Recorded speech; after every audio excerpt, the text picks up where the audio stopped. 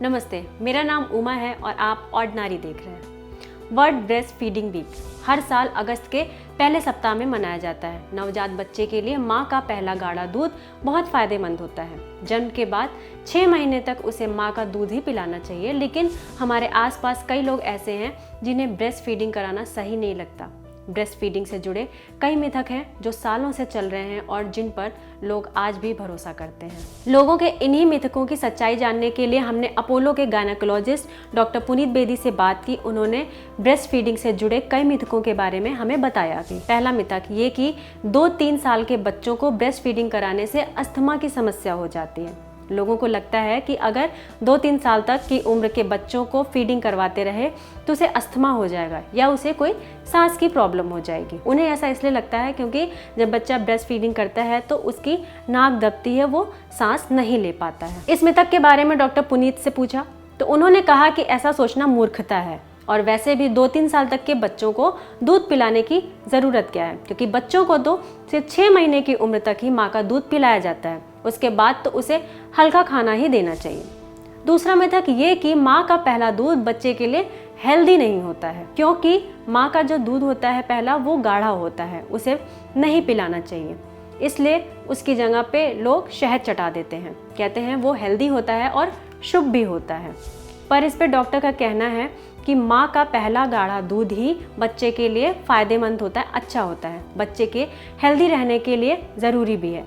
उसके पैदा होने के 1 घंटे के अंदर ही उसे माँ का दूध पिलाया जाना चाहिए। शहद चटाना तो बहुत गलत है। शहद बच्चों के लंग्स में फंस जाता है और कई बार इससे उनकी जान चली जाती है। डॉक्टर का कहना है कि पुरानी परंपरा की सबसे खराब बात यही है कि लोग बच्चे के होने के तुरंत बाद उसे शहद चटाने लगते हैं। तीसरा मिथक ये कि लड़कियों को लगता है कि ब्रेस्ट फीडिंग कराने से उनका फिगर खराब हो जाएगा, इसलिए वो दूध की बोतल का सहारा लेती हैं या फिर दूध निकाल कर पिलाती हैं। अब इस पे डॉक्टर पुनीत कहते हैं कि फिगर पर कोई असर नहीं होता है। फीड न कराने से ब्रेस्ट का शेप खराब हो जाता है, क्योंकि ये नेचुरल प्रोसेस है और बच्चों को फीडिंग कराते रहना चाहिए।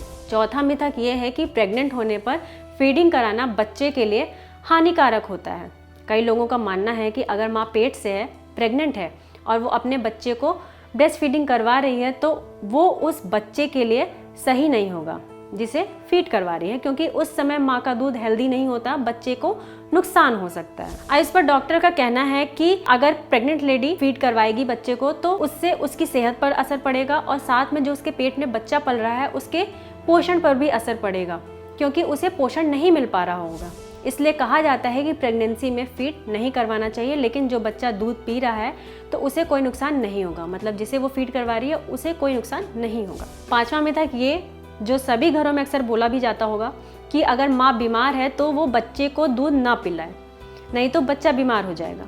लोगों का मानना है कि अगर माँ बीमार है, उसे बुखार या सर्दी है तो उसे ब्रेस्ट फीडिंग नहीं करवानी चाहिए, क्योंकि उसका असर बच्चे को होगा, बच्चा भी बीमार हो जाएगा। इतना ही नहीं, बच्चे को अपने साथ भी नहीं रखना चाहिए। पर अब इसमें डॉक्टर ये कहते हैं कि ये महिला की बीमारी पर डिपेंड करता है कि उसे कौन सी बीमारी है, किस तरीके की बीमारी है, लेकिन साधारण बुखार या सर्दी होने पर कुछ नहीं होता, फीडिंग करवा सकती हैं।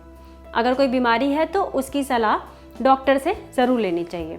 तो इन सब बातों से ये साफ है कि बच्चे के पैदा होने के तुरंत बाद से 6 महीने तक उसे सिर्फ माँ का दूध देना चाहिए। फीडिंग कराने से फिगर खराब नहीं होता, लेकिन नहीं कराने से बच्चे की सेहत ज़रूर खराब हो सकती है। तो इस तरह के या फिर और भी कई तरह की बनाई गई बातों को मानने से पहले डॉक्टर की सलाह ज़रूर ले लें।